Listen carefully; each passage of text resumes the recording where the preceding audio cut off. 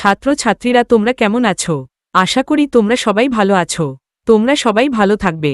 ভিডিওটা শুরু করার আগে তোমাদেরকে বলি, তোমরা যারা এই চ্যানেলে নতুন আছো তারা অবশ্যই ভিডিওটিকে সাবস্ক্রাইব করবে। ভিডিওটি ভালো লাগলে তোমরা অবশ্যই সকলকে শেয়ার করবে। জীবনানন্দ দাশ 1899 সালে জন্মগ্রহণ করেন এবং 1954 সালে মারা যান।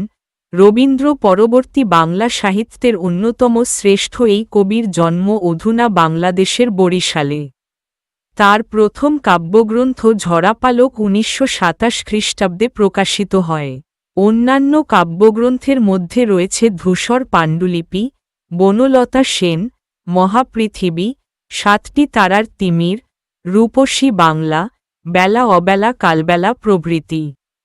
তার রচিত আখ্যানের মধ্যে রয়েছে মাল্যবান, সুতীর্থ, জলপাইহাটি প্রভৃতি। পাঠ্য কবিতাটি তার রূপসী বাংলা কাব্যগ্রন্থের অন্তর্গত।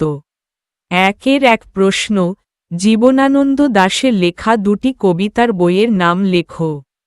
উত্তর, জীবনানন্দ দাশের লেখা দুটি কবিতার বইয়ের নাম হল বনলতা সেন এবং মহাপৃথিবী। একের দুই প্রশ্ন, তার লেখা প্রথম কাব্যগ্রন্থের নাম কি? উত্তর, তার লেখা প্রথম কাব্যগ্রন্থের নাম ঝরাপালক। 2 নম্বরের প্রশ্ন, নিচের প্রশ্নগুলির একটি বাক্যে উত্তর দাও। 2-এর এক প্রশ্ন, দুপহর শব্দের অর্থ কি? উত্তর, দুপহর শব্দের অর্থ দ্বিপ্রহর অর্থাৎ দুপুরবেলা। 2-এর 2 প্রশ্ন, কেবল প্রান্তর জানে তাহা প্রান্তর কি জানে? উত্তর, দুপুরের রৌদ্রে কবি জীবনানন্দ দাশের মনে কোন গল্প, কি কাহিনী, কি স্বপ্ন ঘর বেঁধেছে তা কেবল প্রান্তর জানে। 2-এর 3 প্রশ্ন, তাহাদের কাছে যেন এ জনমে নয়, যেন ঢের যুগ ধরে কথা শিখিয়াছে এ হৃদয়, কাদের কথা এখানে বলা হয়েছে? উত্তর, জীবনানন্দ দাশের লেখা পারাগার দুপহর ভালোবাসি কবিতায় এখানে প্রান্তর আর প্রান্তরের শঙ্খচিলের কথা বলা হয়েছে। 2-এর 4 প্রশ্ন, জলসিঁড়িটির পাশে ঘাসে কি দেখা যায়? উত্তর, জলসিঁড়িটির পাশে ঘাসে বুনো চালতার ডালগুলি ছন্দহীনভাবে নুয়ে পড়া দেখা যায়। 2-এর 5 প্রশ্ন, জলে তার মুখখানা দেখা যায়, জলে কার মুখ দেখা যায়? উত্তর, জলে নুয়ে পড়া বুনো চালতা গাছের মুখখানা দেখা যায়। 2-এর 6 প্রশ্ন, ডিঙ্গিও ভাসিছে কার জলে, ডিঙ্গিটি কেমন? উত্তর, ডিঙ্গিটি ঝাঝরা ফোপড়া অর্থাৎ ডিঙ্গিটি ভাঙাচোরা। 2-এর 7 প্রশ্ন, ডিঙ্গিটি কোথায় বাঁধা রয়েছে? উত্তর, ডিঙ্গিটি হিজল গাছে বাঁধা রয়েছে। 3 নম্বরের প্রশ্ন, নিচের প্রশ্নগুলির কয়েকটি বাক্যে উত্তর দাও। 3-এর 1 প্রশ্নে কি বলেছে, পারাগায়ের দ্বিপ্রহরকে কবি ভালোবাসেন কেন? উত্তর, জীবনানন্দ দাশের লেখা পারাগার দুপহর ভালোবাসি কবিতায় কবি পারাগায়ের দ্বিপ্রহরকে ভালোবাসেন কারণ তিনি বাংলার প্রকৃতির সঙ্গে এক নারীর টান খুঁজে পান। কবির কাছে দুপুরবেলায় রৌদ্রে যেন স্বপ্নের গন্ধ লেগে থাকে। কবি যেন তার মনের গল্প, কাহিনীর স্বপ্নের সন্ধান পান। সেই স্বপ্নের আবেশে কবির মনে কোন গল্প, কোন কাহিনী যে বাসা বাঁধে তা কেউ বলতে পারে না। এ কথা বলতে পারে শুধু মাঠ এবং মাঠের শঙ্খচিল। কবির হৃদয় তাদের কাছে বহু যুগ থেকে ভাষা শিখেছে। দুপুরে জলসিঁড়ি নদীর পাশে বুনো চালতার ডালপালাগুলি নুয়ে পড়ে জলে তাদের মুখ দেখা যায়। জলে মালিকহীন ভাঙাচোরা ডিঙ্গিটা গাছে বাঁধা অবস্থায় ভাসতে দেখা যায়। পারাগার দুপুরবেলা অপরূপ বিষণ্ণতায় কবিমনকে স্পর্শ করে এবং মাধুর্যময় স্বপ্নাবেশ দিয়ে যায়। তাই কবি দুপুরের প্রকৃতিকে খুব ভালোবাসেন। 3-এর 2 প্রশ্নে কি বলেছে, স্বপ্নে যে বেদনা আছে, কবির স্বপ্নে কেন বেদনার অনুভূতি? উত্তর, জীবনানন্দ দাশের লেখা পারাগার দুপহর ভালোবাসি কবিতা থেকে উদ্ধৃতাংশটি নেওয়া হয়েছে। বর্তমানে নাগরিক পরিবেশে অতীতের স্মৃতিগুলো কবির মনকে আলোড়িত করেছে। কবির স্বপ্নে ভেসে উঠেছে গ্রামের এক করুণ রূপচিত্র। পাড়াগাঁয়ের সেই প্রান্তর ও প্রান্তরে উড়ে বেড়ানো শঙ্খচিল, রৌদ্রের তাপে শুকিয়ে যাওয়া পাতা, রৌদ্রে ক্লান্ত শালিক পাখির করুণ কণ্ঠস্বর, নকশা আঁকা পারযুক্ত শাড়ি পরিহিত মেয়েটি, জলসিরি নদীতে নুয়ে পড়ে বুনো চালতা গাছের ডালগুলো এবং মালিকহীন ভাঙাচোরা ডিঙ্গি। এসবের প্রতি কবির মধ্যে একটা বিষণ্ণতা ও বেদনাবোধ লক্ষ্য করা যায়। তার সেই বেদনাহত ভাবনা স্বপ্নের মধ্যে পরিস্ফুট হয়। তাই কবির স্বপ্নে বেদনার অনুভূতি। ৩ প্রশ্নে কি বলেছে, প্রকৃতির কেমন ছবি কবিতাটিতে ফুটে উঠেছে তা আলোচনা করো। উত্তর, জীবনানন্দ দাশের লেখা পাড়াগার দুপহর ভালোবাসি কবিতায় পাড়াগাঁয়ের দুপুরবেলার এক প্রাকৃতিক ছবি ফুটে উঠেছে। কবিতাটিতে দুপুরবেলার নির্জনতায় কবির মনে এক বিষণ্ণতার সৃষ্টি করেছে। প্রান্তর ও প্রান্তরে উড়ে বেড়ানো শঙ্খচিল, রৌদ্রের তাপে শুকিয়ে যাওয়া পাতা, রৌদ্রে ক্লান্ত শালিক পাখির করুণ কণ্ঠস্বর, নকশা আঁকা পারযুক্ত শাড়ি পরিহিত মেয়েটি, জলসিরি নদীতে নুয়ে পড়া বুনো চালতা গাছের ডালগুলো এবং মালিকহীন ভাঙাচোরা ডিঙ্গি, সবই এক বিষণ্ণ প্রকৃতির ছবিকে তুলে ধরে। এই সবই লেখকের লেখার মধ্যে এক অনন্যতা পেয়েছে। পাড়াগাঁয়ের শান্ত স্নিগ্ধ বিষণ্ণ রূপ স্বপ্নের আবেশে কবির মনে বাসা বেঁধে আছে।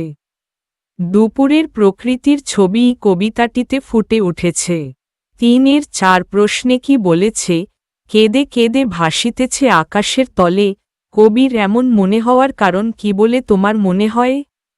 উত্তর, উদ্ধৃতাংশটি জীবনানন্দ দাশের লেখা রূপসী বাংলা কাব্যগ্রন্থের পাড়াগার দুপহর ভালোবাসি কবিতা থেকে নেওয়া হয়েছে। কবির মনে হয়েছে সমস্ত বিশ্বপ্রকৃতি যেন কেঁদে কেঁদে কবির কাছে আকুতি করছে। কবি দুপুরের বেদনার ছবি তার কবিতায় ব্যক্ত করতে চেয়েছেন। কবি এখানে আকাশের তলে দুপুরের রোদকে দেখে তার মধ্যে বেদনার গন্ধ অনুভব করেছেন। আসলে পাড়াগার দ্বিপ্রহরে এক বিষণ্ণ প্রকৃতিকে কবি দেখেছেন। তিনি দেখেছেন শুকনো ঝরা পাতা, শালিকের স্বর, ভাঙা মঠ, নকশা পাড়ের মেয়েটির হলুদ পাতার মতো সরে যাওয়া আর ঝাঁঝরা হয়ে যাওয়া ডিঙ্গি নৌকো। কবি বোঝাতে চেয়েছেন আসলে প্রতিদিনই প্রকৃতি বিনষ্ট হয়ে চলেছে। এই নষ্ট হয়ে যাওয়া পৃথিবীর কান্নার ছবি সর্বত্র ছড়িয়ে আছে। তাই প্রতি মুহূর্তে ক্ষয় হওয়া প্রকৃতি আকাশের নিচে যেন কেঁদে চলেছে। ৪ নম্বরের প্রশ্ন, নিচের প্রশ্নগুলির উত্তর নিজের ভাষায় লেখো। ৪ প্রশ্নে কি বলেছে, পাড়াগার দুপহর ভালোবাসি শীর্ষক কবিতাটি রূপসী বাংলা কাব্যগ্রন্থের কত সংখ্যক কবিতা? পাড়াগার দুপহর ভালোবাসি কবিতায় কবি জীবনানন্দের কবি মানসিকতার পরিচয় কিভাবে ধরা দিয়েছে তা বুঝিয়ে দাও। উত্তর, পাড়াগার দুপহর ভালোবাসি শীর্ষক কবিতাটি রূপসী বাংলা কাব্যগ্রন্থের ২৫ সংখ্যক কবিতা। নাগরিক জীবনের প্রতি ক্লান্তি ও বিষণ্ণতা এবং গ্রাম জীবনের প্রতি আন্তরিকতা ও আবেগময়িতা রূপসী বাংলা কাব্যগ্রন্থের প্রতিটি কবিতায় বারবার ফুটে উঠেছে। রূপসী বাংলা কাব্যগ্রন্থের অন্যান্য কবিতার মতোই পাড়াগার দুপহর ভালোবাসি কবিতাটিতেও কবি জীবনানন্দের সহানুভূতিশীল ও প্রকৃতিপ্রীতিসুলভ মানসিকতা, বিস্ময় এবং প্রকৃতির প্রতি রূপমুগ্ধতার পরিচয় ধরা পড়েছে। তিনি দেখিয়েছেন দুপুরবেলা পাড়াগাঁয়ের সবকিছু শান্ত থাকে, প্রকৃতি যেন একটা অন্য জগতে বিচরণ করে। সেখানে কোনো মানুষ নেই, সেখানে প্রকৃতিকেই দেখা যায়। সাধারণত জীবনের ফেলে আসা দিনগুলোর স্মৃতি নির্জনতার মাঝেই মানুষের মনকে নাড়া দেয়, বেদনার্ত করে তোলে। কবির মনের যে বেদনা তা যেন আমরা প্রকৃতির মধ্যে দেখতে পাই। কবি ভালোবাসেন পাড়াগাঁয়ের দুপুর। তার হৃদয়ে যে স্বপ্ন রয়েছে তার কথা জানে এই দুপুর, দুপুরের প্রান্তর এবং প্রান্তরে উড়ে চলা শঙ্খচিল। তাদের কাছে কবি যেন এই জন্ম নয় বহু দূর থেকে আগত জন্মের কথা জানতে পারেন। কবি যেন শুষ্ক পাতা, শালিখের ডাক আর ভাঙা মঠের মধ্যে তার সেই পুরনো স্বপ্নকে খুঁজে পান, যে স্বপ্নে বেদনা আছে। কবির সেই নকশাপাড়ে শাড়ি পরা বালিকা যে রৌদ্রের ভিতর দৌড়ে পালায় তার কথা মনে পড়ে। চোখের সামনে নুয়ে পড়া বুনো চালতার ডাল যার ছায়া জলে দেখা যায়, কিংবা সেই ডিঙ্গি নৌকো যা হিজল গাছে বাঁধা, যার কোনো মাঝি নেই, মালিক নেই, সেটি ভাঙাচোরা অবস্থায় জলে ভাসছে। এইসব কিছুর মধ্যে কবি বেদনা খুঁজে পান। দুপুরের ঝিমিয়ে পড়া রোদে কবি যেন তার দুরাগত স্বপ্নের সন্ধান পান, এমন স্বপ্ন যাতে রয়েছে বেদনার ছোঁয়া। এই সব দৃশ্য কবি শুধুমাত্র হৃদয় দিয়ে অনুভব করেন, আর তা লেখনীর মধ্যে দিয়ে পাঠকের মনে কাব্য ও ছন্দের মাধ্যমে তুলে ধরতে চেয়েছেন। এভাবেই কবিতায় কবি মানসিকতার পরিচয় পাওয়া যায়। 4-2 প্রশ্নে কি বলেছে, কবিতাটির গঠন প্রকৌশল আলোচনা করো। উত্তর: জীবনানন্দ দাশের কবিতার গঠন কৌশলের প্রধান বৈশিষ্ট্য হল গদ্যধর্মী শব্দের ব্যবহার। অতি পরিচিত গ্রাম্য, দেশজ শব্দ নিয়ে তিনি কবিতার চরণ সাজিয়েছেন। কবিতাটির শব্দবিন্যাস কখনো বক্তব্য বিষয়কে চমক সৃষ্টির জন্য অতিক্রম করে যায়নি। জীবনানন্দ প্রধানত তানপ্রধান ছন্দের কবি, তাই এই কবিতাটিকেও তিনি 8+8+6 মাত্রা সংকেতে তানপ্রধান ছন্দে নির্মাণ করেছেন। কবিতাটি চিত্রকল্পেও অনবদ্য, যেমন নকশাপাড়ে শাড়িখানা মেয়েটির রৌদ্রের ভিতর হলুদ পাতার মতো সরে যায়, কিংবা জলসিঁড়িটির পাশে আসে, শাখাগুলো নুয়ে আছে বহুদিন ছন্দহীন বুনো চালতার। কবিতা পাঠকালে জলসিঁড়ি নদীর ছবিসহ বিষণ্ণ প্রকৃতির অন্যান্য ছবিও মনের মধ্যে স্পষ্টভাবে ফুটে ওঠে। এছাড়াও কবিতাটির গঠন কৌশলের আরও একটি দিক হল কবিতার মধ্যে সিনেস্থেশিয়া বা ইন্দ্রিয় বিপর্যয়, অর্থাৎ এক ইন্দ্রিয়ের অনুভূতি অপর ইন্দ্রিয় দ্বারা অনুভূত হওয়া। যেমন রৌদ্রে যে গন্ধ লেগে আছে স্বপ্নের, কিংবা রৌদ্রে যেন ভিজে বেদনার গন্ধ লেগে আছে। 4-3 প্রশ্নে কি বলেছে, গন্ধ লেগে আছে রৌদ্রে যেন ভিজে বেদনার, কবিতায় কিভাবে এই অপরূপ বিষণ্ণতার স্পর্শ এসে লেগেছে, তা যথাযথ পংক্তি উদ্ধৃত করে আলোচনা করো। উত্তর: পাঠ্য কবিতাটি একটি বিষণ্ণতার কবিতা। সমগ্র কবিতায় কবির বিষণ্ণতা ছড়িয়ে আছে। প্রথমেই কবি বলছেন, কোন গল্প কেই তাহা জানে না কো, অর্থাৎ কবিতার শুরুতেই একটা বিষণ্ণতার ছোঁয়া পাওয়া যাচ্ছে। কবিতায় কবি যেন এক দুরাগত স্বপ্নের কথা, বেদনার কথা ব্যক্ত করেছেন। তার সেই স্বপ্ন বেদনা জাগায়। কবিতায় কবি নানা স্থানে তার বিষণ্ণতার কথা তুলে ধরেছেন। যেমন এক স্থানে তিনি বলেছেন, স্বপ্নে যে বেদনা আছে ভাঙা মঠ, অর্থাৎ কবিতায় কবি যা দেখাতে চেয়েছেন তা হল স্বপ্নে থাকা বেদনা কেবল তারই নয়, এই বেদনার শুকনো পাতা, শালিকের কণ্ঠস্বর, ভাঙা মঠ সবকিছুর মধ্যেই সঞ্চারিত হচ্ছে।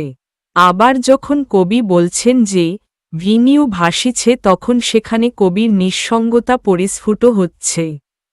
কবির মন যেন হিজলগাছের ডালে বাঁধা ডিঙ্গি নৌকাটির মতো একাকী। সেই নৌকো যার কেউ মালিক নেই, কেউ কখনো যার খোঁজ করে না। কবি যেন সেই ডিঙ্গি নৌকোটির মতোই একা নিঃসঙ্গ। সেই নিঃসঙ্গতা বারে বারে যেন তাকে বেদনাহত করে। সমগ্র কবিতা জুড়েই কবির বিষণ্ণতা ছড়িয়ে পড়েছে। এই বিষণ্ণতার অপরূপ ছবি টুকরো টুকরোভাবে গোটা কবিতায় চিহ্নিত হয়েছে। 5 নম্বরের প্রশ্ন, নিচের শব্দগুলির ধ্বনিতাত্ত্বিক বিচার করো। পাড়াগা, দুপহর, স্বপন, জনম, ভিজে। উত্তর: পাড়াগা, পাড়াগ্রাম, পাড়াগা, নাসিককই ভবন। দুপহর, দ্বিপ্রহর, দুপহর, ব্যঞ্জনলোপ। স্বপন, স্বপ্ন, স্বপন, স্বরভক্তি। জনম, জন্ম, জনম, স্বরভক্তি। ভিজে, ভিজিয়া, ভিজা, ভিজে, অভিশ্রুতি বা স্বরসঙ্গতি। 6 নম্বরের প্রশ্ন, নিচের শব্দগুলির ব্যাসবাক্যসহ সমাসের নাম লেখো। শঙ্খচিল, নকশা পেরে, ছন্দহীন। উত্তর, শঙ্খচিল, শঙ্খ রঙের চিল। এটা হবে মধ্যপদলোপী কর্মধারয় সমাস। নকশা পেরে, নকশা আঁকা পার বিশিষ্ট, এটা হবে মধ্যপদলোপী কর্মধারয় সমাস। ছন্দহীন, ছন্দ দ্বারা হীন, এটা হবে করণ তৎপুরুষ সমাস। 7 নম্বরের প্রশ্ন, নিচের বাক্যগুলিতে ক্রিয়ার কাল নির্দেশ করো। 7-1, পারাগার দুপহর ভালোবাসি। উত্তর, সাধারণ বর্তমান কাল। 7-2, রৌদ্রে যেন গন্ধ লেগে আছে স্বপ্নের। উত্তর, সাধারণ বর্তমান কাল। 7-3, শাখাগুলো নুয়ে আছে বহুদিন ছন্দহীন বুনো চালতার। উত্তর, সাধারণ বর্তমান কাল। 7-4, ডিঙ্গিও ভাসিছে কার জলে। উত্তর, ঘটমান বর্তমান কাল। 7-5, কোনোদিন এইদিকে আসিবে না আর। উত্তর, সাধারণ ভবিষ্যৎ কাল।